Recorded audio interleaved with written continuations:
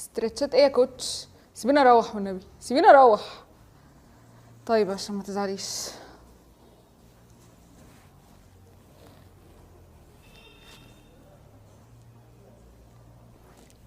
باي. طبعا اللي شفتوه ده على طول بيتكرر معاكم وعلى طول مزهقين الكوتش، ما بتعملوش استرتشات وبتمشوا وتسيبوا التمرين في الاخر.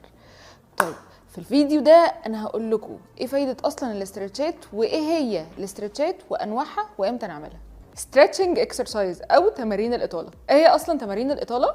التمارين دي هي تحريك مفصلك كامل بكامل نطاق حركته. طيب بيحصل فيه ايه؟ بيحصل فيه حاجتين. اول حاجه وهو contract position، وهو اني بقرب او بقصر العضله على بعض، فبقرب الاورجن من الانسرشن.